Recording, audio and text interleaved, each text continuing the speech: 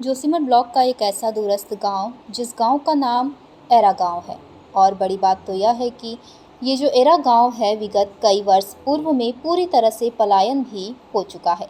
कारण है पलायन होने का स्वास्थ्य, शिक्षा, सड़क, दूरसंचार और अन्य सुविधाओं से कोसों दूर। और आपको जानकारी दे दें कि अब एरा गांव पूरी तरह से खंडहर में तब्दील हो चुका है। अब इस गांव में सिर्फ और सिर्फ जंगली जानवर, सांप, बिच्छू नजर आते हैं। कभी इस गांव में काफ़ी खुशहाली हुआ करती थी। यहाँ के जो ग्रामीण थे वह यहाँ पर काश्तकारी करते थे और अपने परिवार का पालन पोषण किया करते थे। लेकिन इस गांव का दुर्भाग्य तो देखिए, इस गांव तक जाने के लिए कई किलोमीटर खड़ी चढ़ाई पार करनी होती है।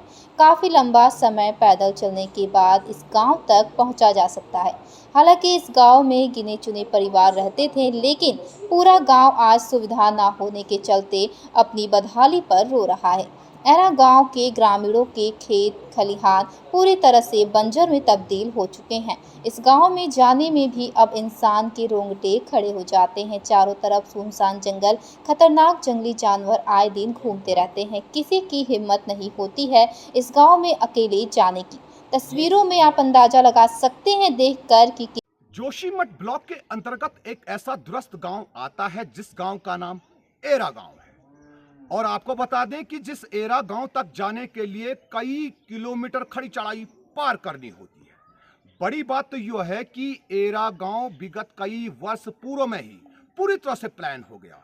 कारण है स्वास्थ्य, शिक्षा, सड़क, दूरसंचार और विद्युत की सुविधा न होने के चलते पूरा गांव पलायन हो गया।